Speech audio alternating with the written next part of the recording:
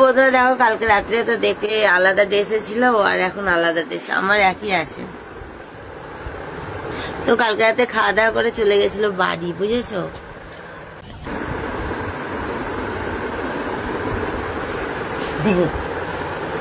তো রাত্রিবেলাতে ব্লগটা করে রেখেছিলাম, তো ব্লগটা শেষ করা হয়নি, তার জন্য ভাবলাম যে চলো।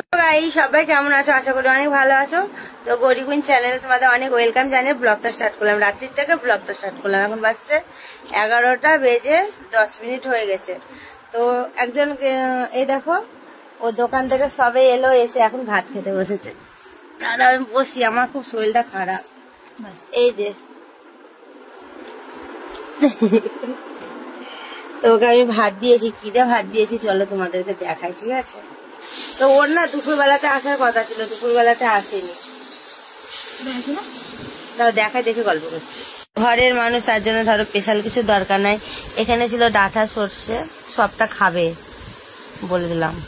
এখানে আছে মাছের ঝোল, আর এখানে আছে ডাল সিদ্ধ। তো খাবার এত জ্বালা না গো বন্ধুরা, কি বলবো, অর্ধেক জিনিস খেতেই চাই না। এই অর্ধেক জিনিস খাও। তো চলো আমাদের মিষ্টি কি করছে তোমাদের দেখাই, তারপরে আবার একে দেখাচ্ছি। যেটা খাও সেটাও দিই, তোমাকে মারবো না।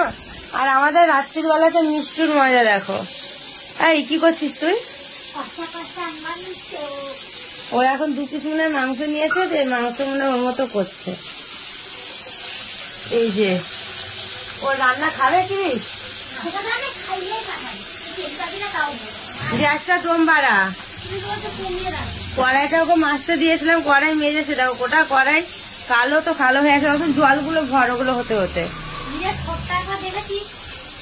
ওটা খাওয়ার জন্য হয়েছে, জলগুলো ভর।